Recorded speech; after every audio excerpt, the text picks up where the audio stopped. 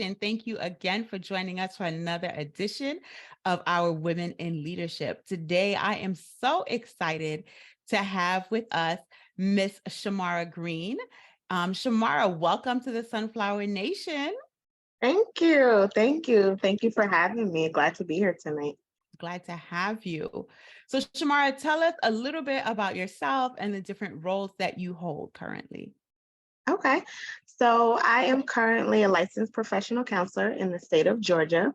And with my licensed professional counselor degree, I am the program manager for a mental health day service program. And so we service adults with severe and persistent mental illness, 18 and over. And so they come to our program to learn more about their mental illness, more about how to navigate in the community, connect them with resources. And so that's what I do for my 9 to 5. And then I also have a private practice that I do where I counsel one-on-one individuals from kids to adults, couples, and anywhere from relationship advice to dealing with depression. And so that's what I do currently. And I've held different roles, coming up throughout school, leadership roles, whether it was in student government or in college, I was a resident assistant. So I've always been in leadership. I know coming up, my parents have always told me, you're going to be a leader. That's just my personality. I like to take charge and, just help people. That's awesome. That is awesome. So, how did you start your private practice? Because I think a lot of people have like a regular 9 to 5 and everybody wants a side hustle, but they're not always sure how to go about setting that up. Can you give a little description on what your process was like? Sure.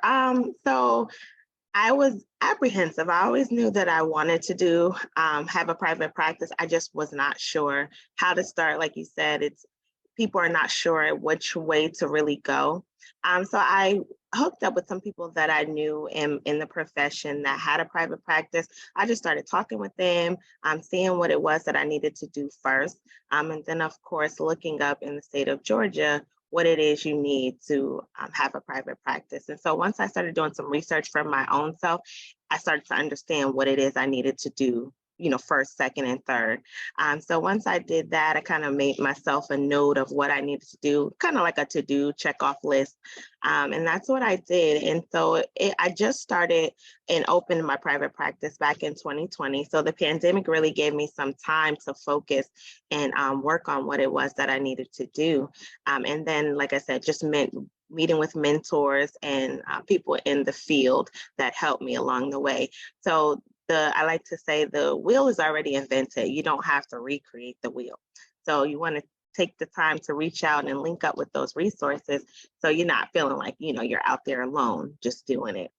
I'm so glad So you mentioned mentors and not recreating the wheel. I think a lot of young entrepreneurs feel like, well, I have to have something that's different than everyone else.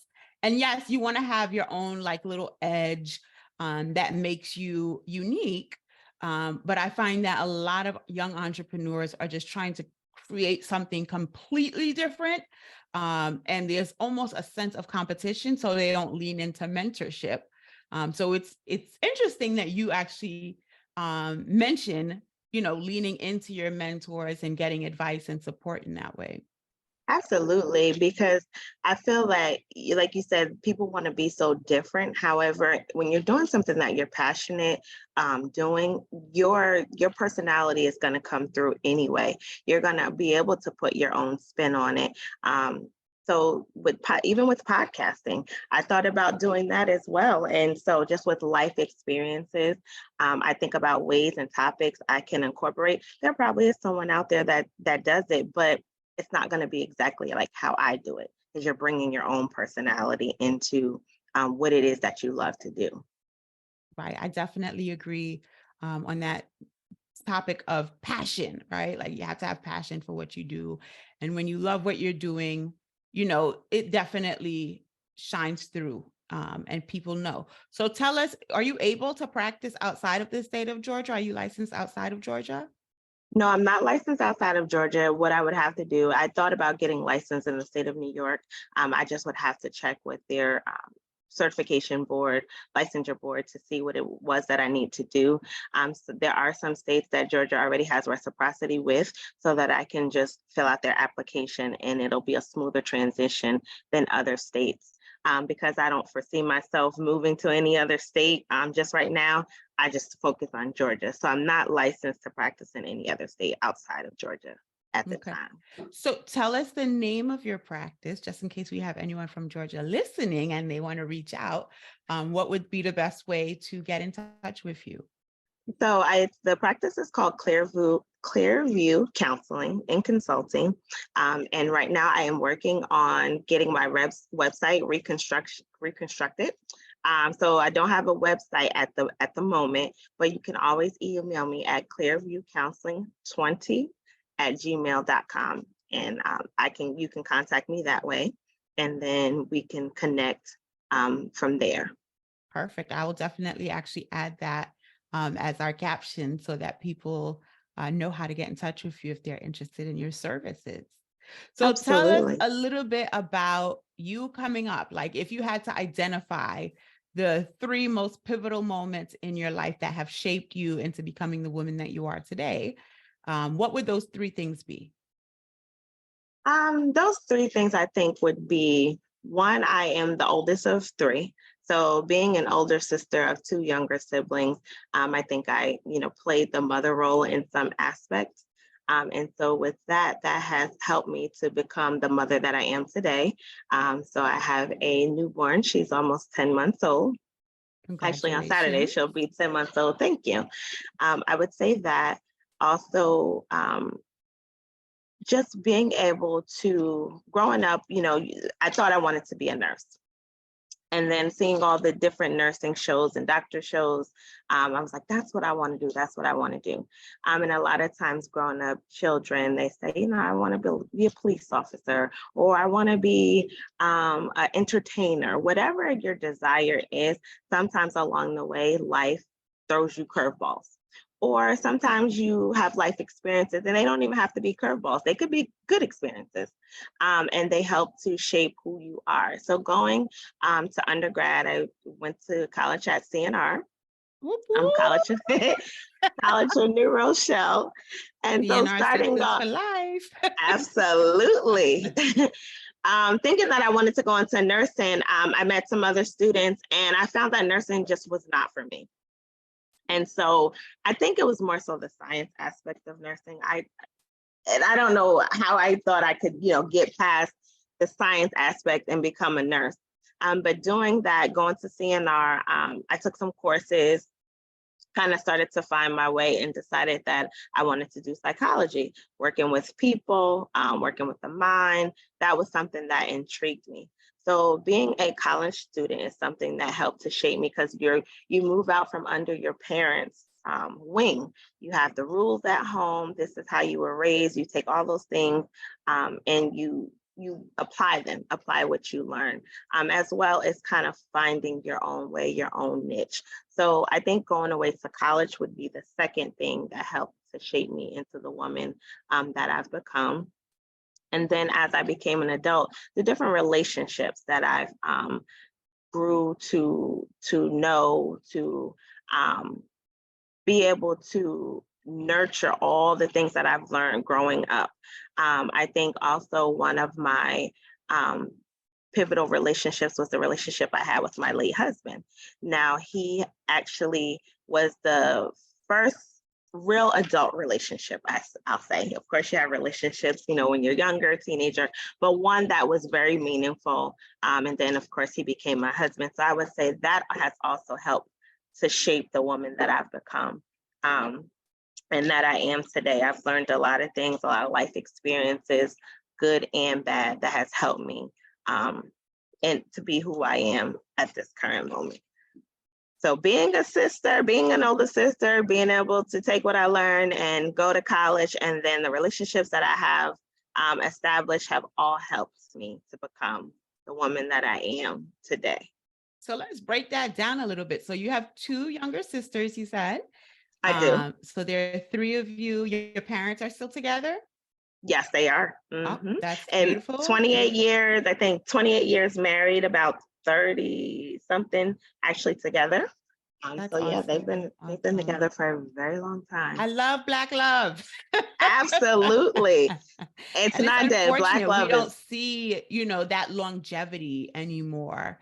I don't even want to say that because I was just watching a TikTok video, and it was about a young man talking about, the Black fathers are not involved in their daughters' lives, but here he is at his father-daughter dance, and it's filled with beautiful Black men and their daughters just having a great time. So I don't want to say that that our relationships are not long lasting as they used to be, but I do think that they are not spoken about as much. What we talk about more is like the problems and the divorce rate, and the single parent rate. Because again, if we look at the statistics, Black women with the lowest probability of being married and the highest probability of being single mothers. absolutely. So that's, like that's the really sad statistic, in my opinion. And so I love to hear about couples who are making it. I'm always intrigued to know, like, well, what was the secret? What did you do to make it last and make it work all of these years? So I think that's amazing, having grown up with two parents also who are still married and together. I think that sets a really great example. So when you think about your relationships that you've had, and I know you mentioned that your husband was the first real adult relationship that you had, do you feel like that set you up for healthier relationships, or did seeing your parents together for that length of time make make it a little bit more challenging and raise the stakes and added pressure to the idea behind relationships? I think it's a little bit of both, actually, because usually the household in which you grow up in, that's how you kind of see the world. So I knew I always wanted to be married. And then, of course, after being with someone for 28, 30 years, there are ups and downs. So I've seen both sides of it, even though they are still together. So some things I was able to take away, and some things I was able to say, nah, I don't really want my relationship to go this way. Um, so twofold, it did help me in my marriage, and then I knew what I wanted to stay away from. So I know oftentimes my husband would tell me, don't compare our relationship to your parents' relationship, because my family, they have a really big impact on, even to this day. I can call my parents up and ask for their opinion, and I'm almost 40 years old. So their opinion really matters to me.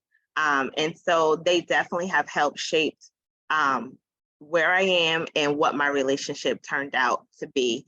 I don't, I guess there may have been some pressure there. I would say there may have been some pressure to be married, to get married, because I do remember at a certain point after dating my husband, it was like, okay, when are we getting married?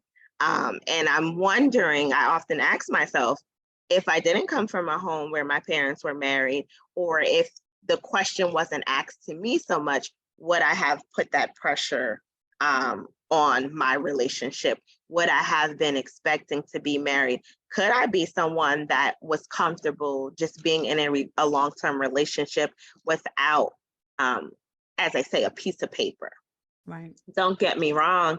I wanted to be married. I wanted to move to the next step. Every, girl dreams of a beautiful wedding, a beautiful marriage. So I did want those things, but I was able to step outside of that and ask myself, would you still want this if you did not come from a home where two parents were still together and married for, years?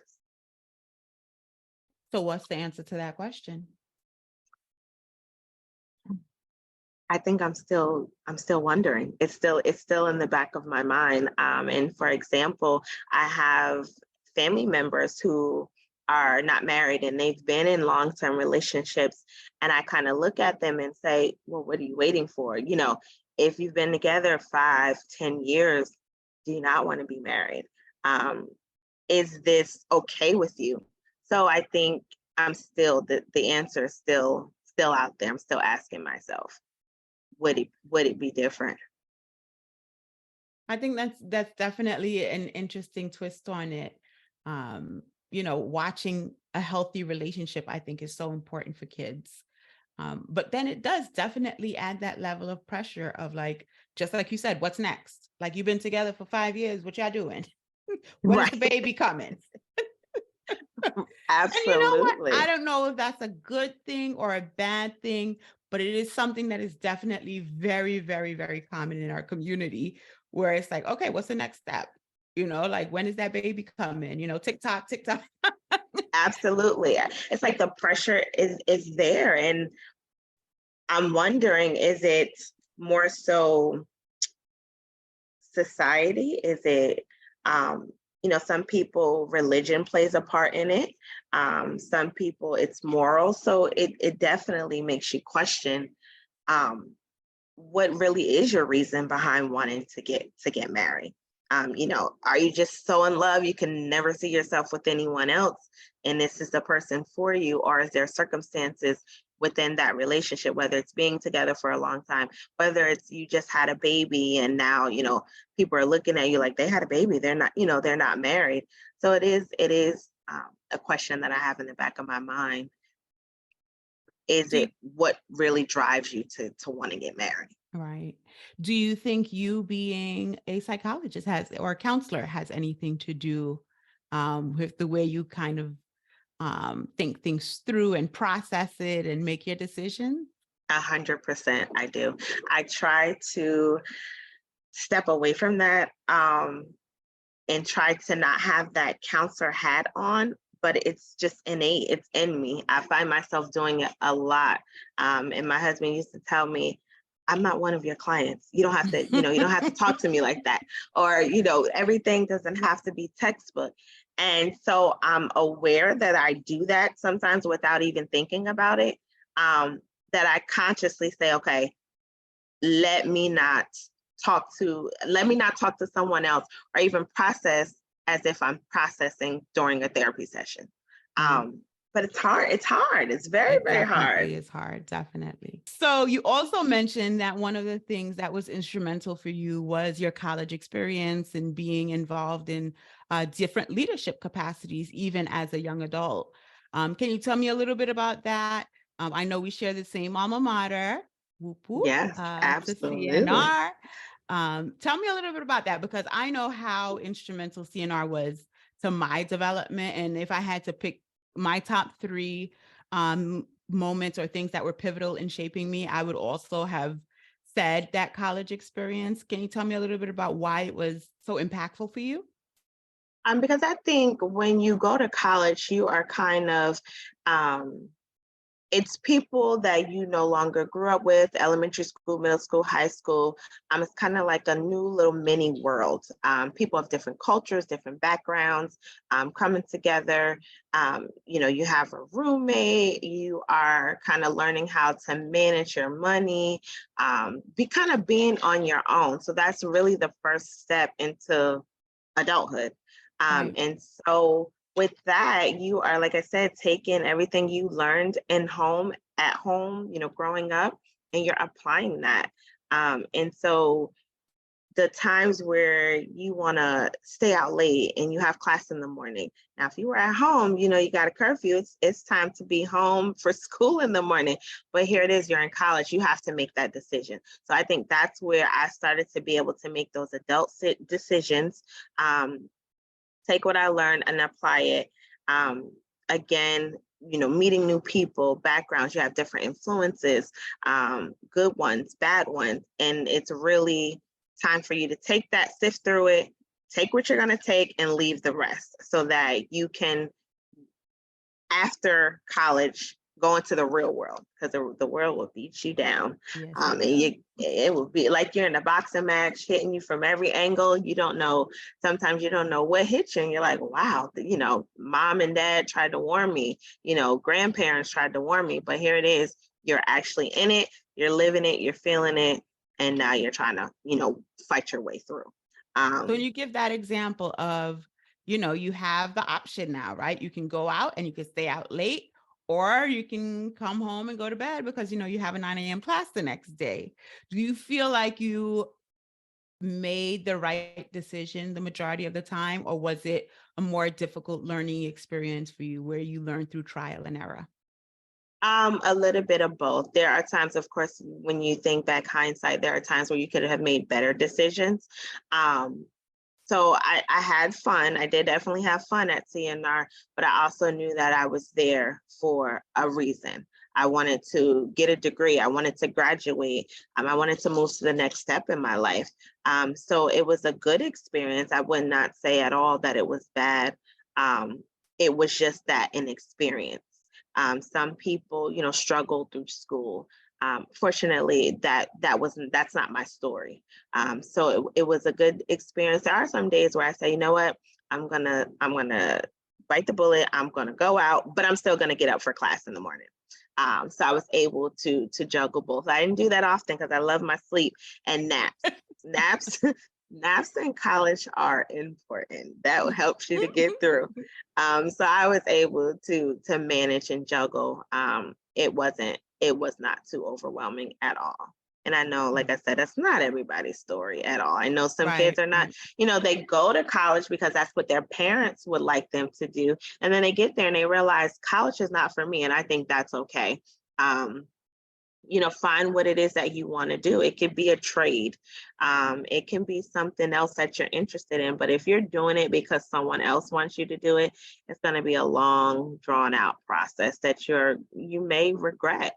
Um, so I think now having my own child, I start to think about those things. Like, what if she says she doesn't want to go to college? Am I going to be upset about it because I went to college and she doesn't want to go to college?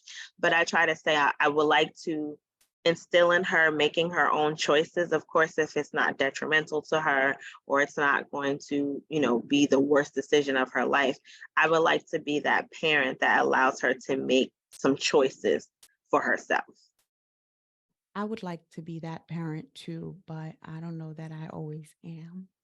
But we're human, we learning, Absolutely. That's what I growing. say. And I Learning, you think grow. again, every kid is different and has different needs. And so some kids need a very relaxed parent who's just going to kind of follow their lead and support them. And other kids need a parent who's going to really give them direction. Because without that direction, they just kind of get lost in the sauce. So I Absolutely. think you just also have to just know your child and be able to adjust appropriately. So we talk about relationships. You mentioned your husband, and you mentioned him as your late husband. So let me offer my condolences on that. Thank you. Very sorry to hear that. Tell me a little bit about that. Tell me about your relationship with your husband. How did you come to meet? I know you have a So, beautiful baby girl. absolutely. So I met my husband shortly after I graduated CNR. I actually moved to Georgia and I've been here ever since. I graduated CNR in 2007. So about 6 months after I graduated, we moved to Georgia. And I actually met my husband probably on like the third day of being here. Had no idea I was going to date him, had no idea that we were going to continue to talk. It was just a simple conversation. Me being nice, that's it. We exchanged numbers and it kind of went from there. And we established a relationship, started dating. And then my mom actually moved back to New York. And I say she left me here. So I moved because she wanted to move. And then she got here and realized it wasn't for her. And she left me and I stayed. Part of the reason why I stayed is because I also got offered a job. And then I was dating, having fun, learning Atlanta, seeing things, and just enjoying myself. And so, we started dating again, and it just flourished from there. And we were together for 15 years, married for 9. And last year, May, he actually was hit on his motorcycle by a drunk driver. And so to date, that has been one of the most devastating experience events in my life. So it's been a year. I have my days. Absolutely, I have my days. But I feel as time goes on, it how can I put it? The word easier is not what I really want to use, but it's not as heavy. Um, I'm able to talk about it without crying.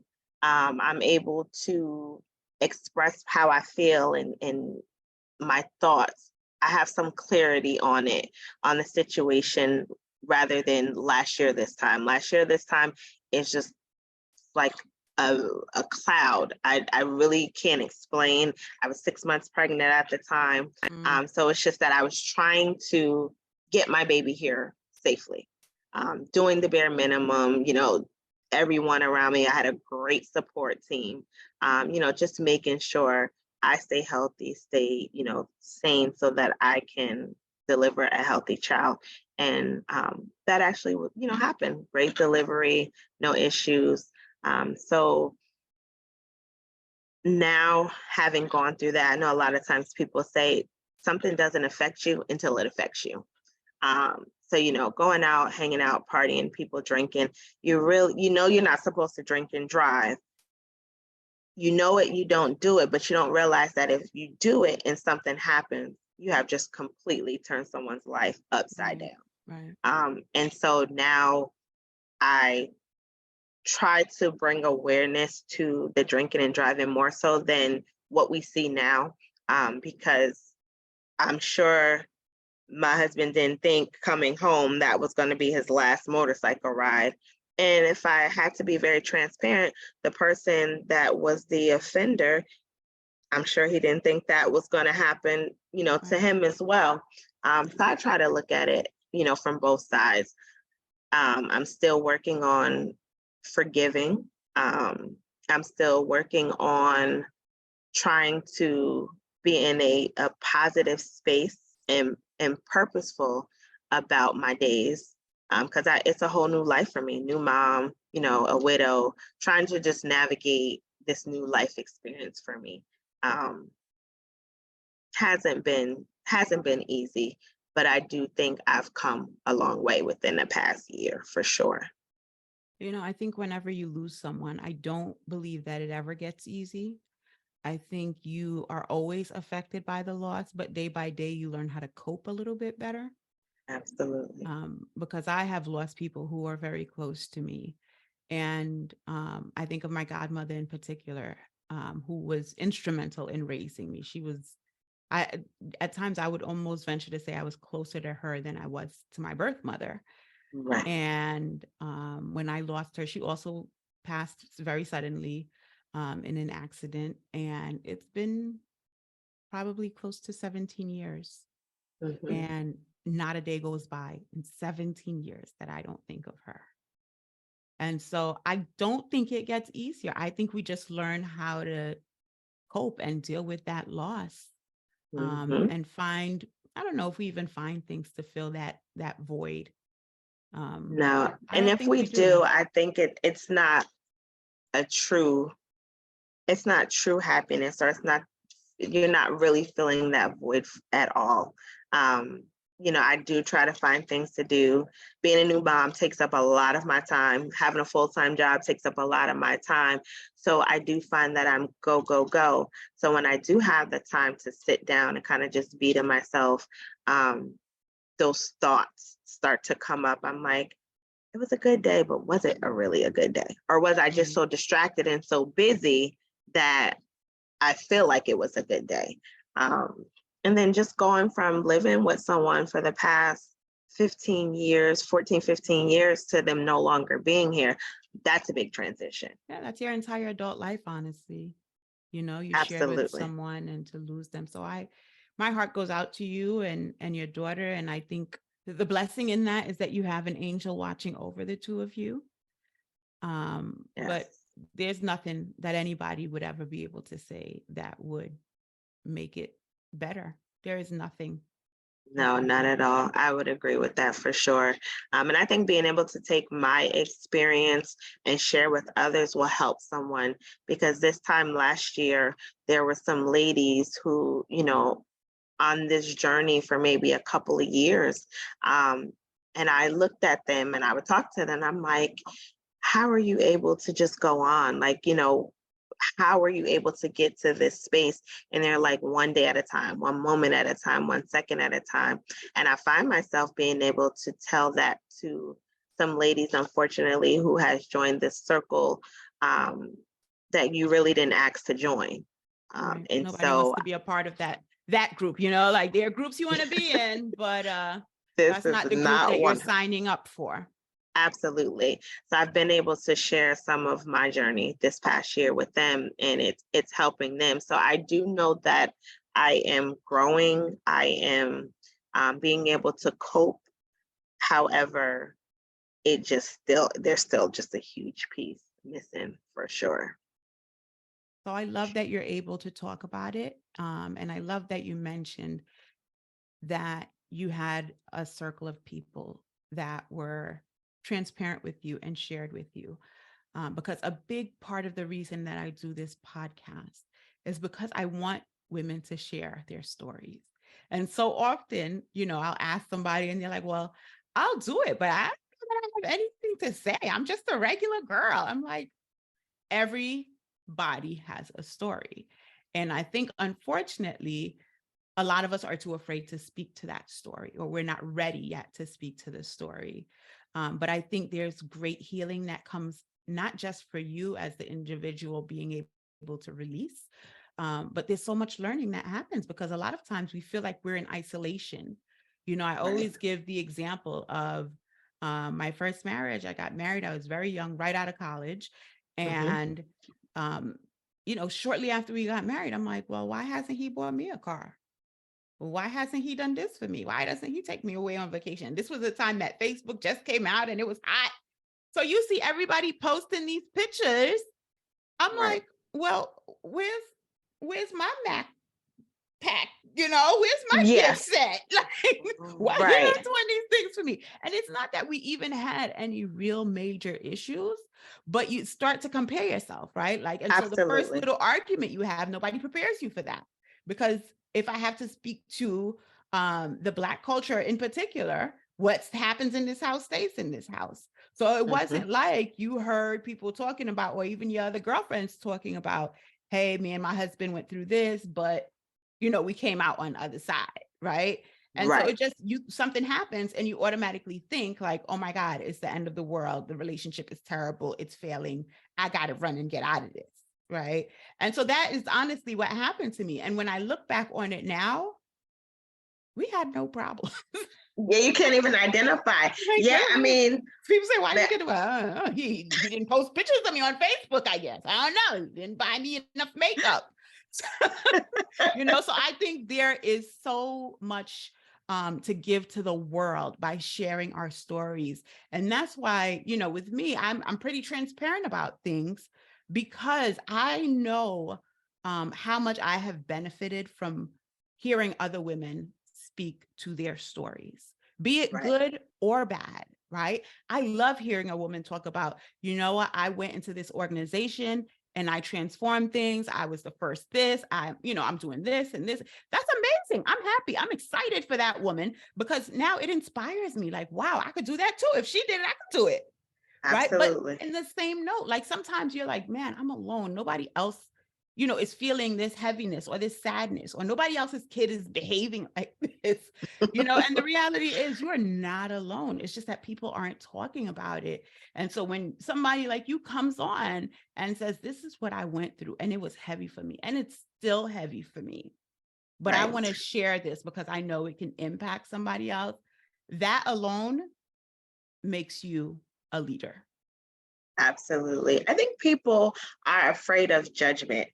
So they feel as if, with the Facebook and social media posting pictures, you don't know what it took to get that picture. Right. You don't know behind that smile, after they smile for the camera, they could be crying. They could be, going through something that they're not even talking about because they're afraid of judgment.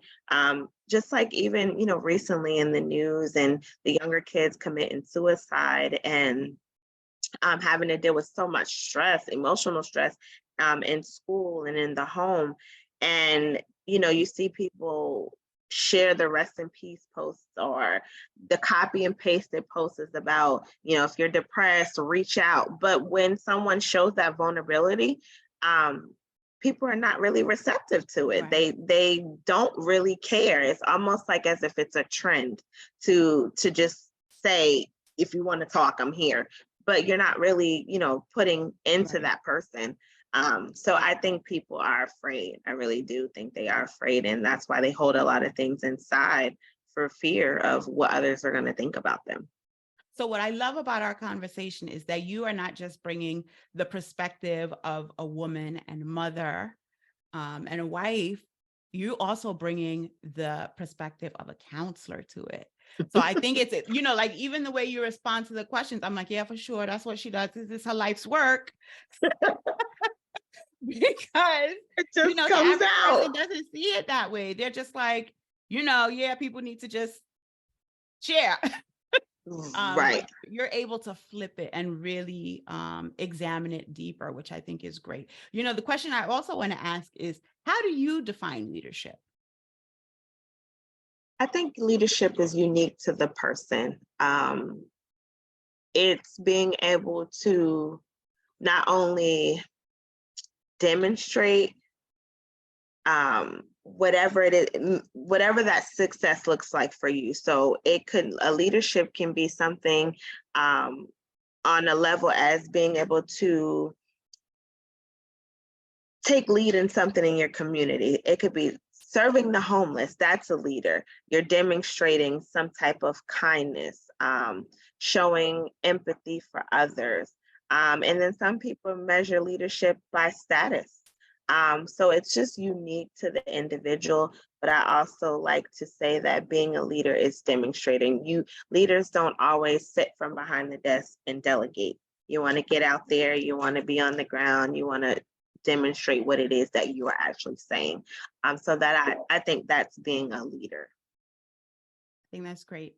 I like to get people's perspectives because, again, when I ask some women, they're like, but I'm not in a leadership role. I'm like, what are you talking about? Like, as soon as you become a mother, you're a leader as far as I'm concerned. That in itself makes you a leader because Right. you have a lot on your plate if you are a mom. And even, outside of being a mom, there's so many different characteristics and roles that we play, as we grow and get a little bit older. Sometimes a lot of us become caregivers for our parents. That puts you in a leadership role. You're an older Absolutely. sibling. That puts you in a leadership role. Whether you're a mentor, you're in a leadership role. So I think so often people have this narrow view of what leadership is. And that is just, oh, you're a vice president, so that makes you a leader. No, you could be a vice No, president, you could be a terrible leader as far as I'm concerned. Um, absolutely. so I think I loved your interpretation of leadership. Yes, definitely. And you said that you could be a vice president and be a terrible leader. Absolutely. I've seen it many times in my company where people are either moved up because they've been with the company for a long time, but they have no experience. They are terrible leaders. They don't listen. They just dictate. That's not somebody that I would like to follow or be under their leadership, so to speak. So that is a good point. Titles do not make you a leader at all, Right. at all, Agreed. at As all. you grew in your position, you hold a director position right now at your 9 to 5. As you grew in your position, what were some of the challenges you faced? Um, Knowing how to effectively lead.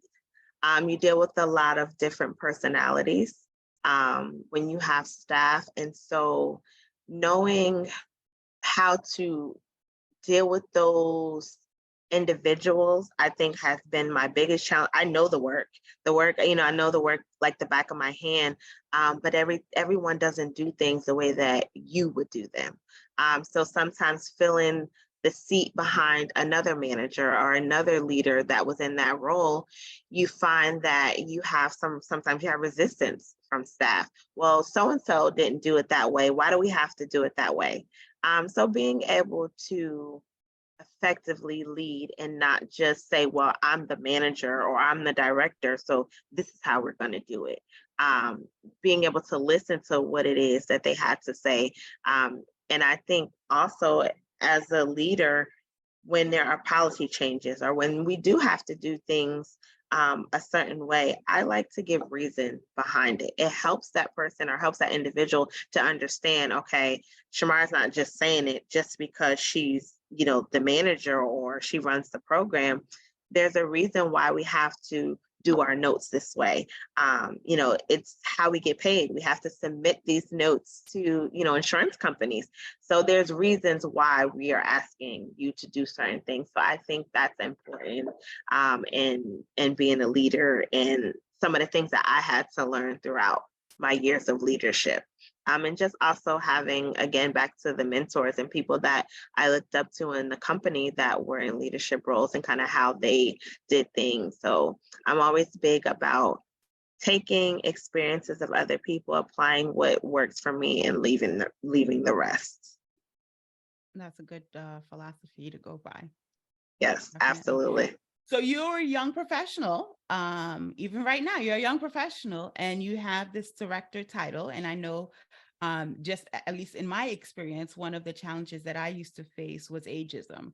It was almost like, who's this little girl telling me what to do? And I would respond, I'm your supervisor. That's who this little girl is.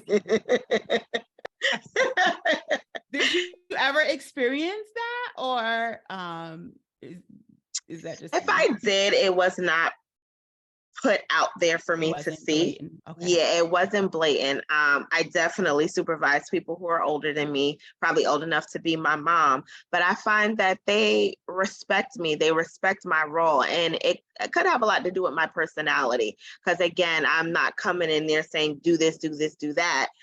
So that could be a lot of why, I don't feel like it's been blatant. Now behind closed doors, I don't know, but it hasn't been, shared with me. And I think I have a good rapport with my staff, for sure. Some of them, we converse outside of work. We've hang out, go out to eat and different things like that. So I've worked really hard to establish that rapport, not only with the clients, but with the staff that I work with. Because pre-pandemic, you spent a lot of time at work. Right. So you definitely want to have good working relationships with these individuals. Absolutely. Absolutely. I think that's so important. But I also think it might have a little bit to do with geography, honestly. I think New I didn't even York think about that. is not the easiest city. So Yeah, I you do know think what? geography may have a little bit to do with that. Obviously, I haven't really worked in Georgia. I visited, but I definitely think the personalities of people who I have met in Georgia are a lot, Completely different. yeah, I would say milder than the average New Yorker. You And know, you don't know that's nothing how bad many about times I either get of the that. two places. It's just it's a different It's culture. different. Absolutely, absolutely. I know, I never thought about that, but I think you may have a point there. It could be a geographic location for sure. For Right. sure. So tell me, how do you balance everything that you have going on? How do you manage your stress? What do you do for Shamara? Ooh, good question. Some days I'm like, as the day winds down, I'm like, ooh, I'm so glad that this day is over. How do I balance? Um, Leaning on my support is how I balance. I'm not in the office every day, so I do have the pleasure of being able to work from home for some days. So that helps. But doing things massages, I love to get massages. So I try to book massages at least once a month. That's what I do for self-care. Getting my nails done, getting my hair done, that's self-care.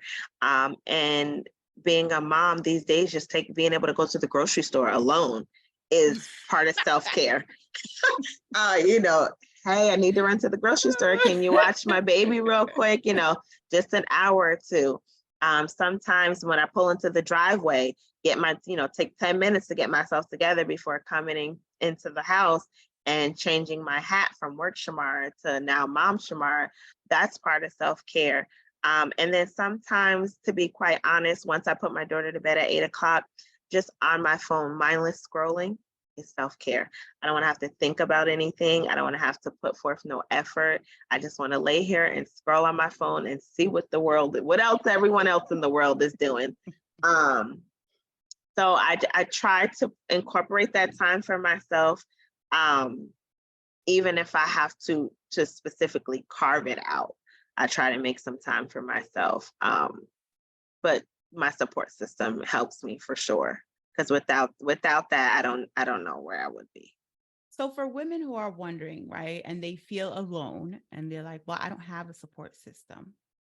How how does a woman build a support system? Um, I think honestly, most people have a support system and they just are not leaning into it or don't even realize the supports that are there for them. But what would you recommend for someone who feels that they don't have support? I think you have to allow yourself to be vulnerable. Sometimes people find that vulnerability is a sign of weakness. I'm a very self-sufficient, independent woman. Um, so someone had to tell me, look, it's okay for you to ask for help. You don't always have to be the person to do it and do it all by yourself. And during your times of need, people say, call me if you need me. And I would get that a lot, especially right after my husband died. And I'm thinking, I don't see myself calling you to say, hey, I need you to run to the store for me, or hey, I need you to just come and sit with me. But when I realized that that's really the only way you're going to get the help is by asking and allowing yourself to be vulnerable, you probably should do it, because you'll see that your load could be a lot lighter if you do. Um, and if you don't, I mean, social media is very big now. There are groups out there, find local groups in your community to be able to connect with.